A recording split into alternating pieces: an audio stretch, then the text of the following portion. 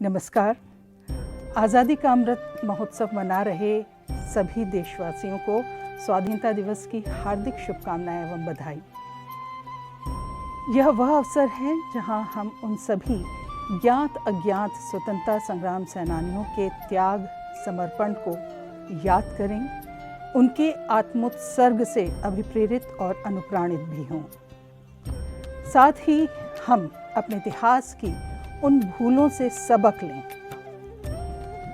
हमारे इतिहास में जो स्वर्णिम अध्याय हैं, उनकी उपलब्धियों को पढ़ें, समझें और उनसे प्रेरणा पाकर अपने देश के विकास में योगदान दें।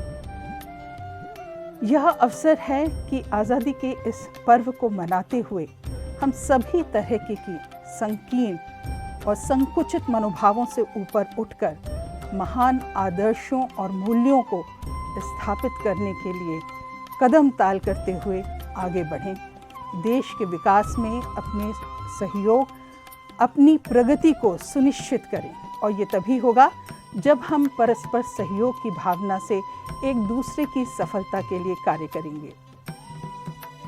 मुझे लगता है कि यह एक ऐसा अनोखा राष्ट्रीय पर्व है जहां हम सभी एक साथ समवेत स्वरों के साथ में अपने देश के यशोगान के लिए प्रेरित होकर आगे बढ़ते हैं, गौरव के पलों को याद करते हैं, गौरवान्वित होते हैं और उस राष्ट्र ध्वज के आगे शीश झुकाते हैं जिसने हमें इस आज़ाद हवा में जीने का अवसर दिया है।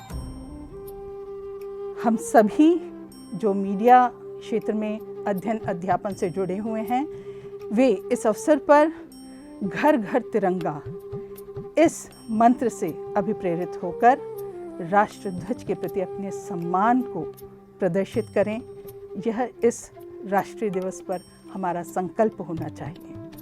आइए हम सब इस महान यज्ञ में सहभागी हों और राष्ट्र प्रेम के इस भाव से परिपूरित होकर अपने देश को अधिक गौरवान्वित करते हुए आगे प्रगति पथ पर बढ़ते जाएं। आइए हम अपने घरों पर तिरंगा तो फहराएं ही, पर साथ ही साथ जो हमारे विश्वविद्यालय का नवीन परिसर है बिसनखेड़ी में, वहाँ पर राष्ट्र ध्वज के आराधन के लिए एकत्र होकर, संकल्पित होकर इस देश के सभी लोगों के साथ में, समवेत स्वरों के साथ में आराधन और मंत्र जो है संकल्पित ये होकर कि विश्व में हम अपने देश को ऐसे स्थान पर लेकर जाएं जहां हर भारतवासी गौरव के साथ भारत माता और इस विश्व का जो है वह नाम ऊंचा कर सके। इस संकल्प के साथ हम वहां पर एकत्रित हों।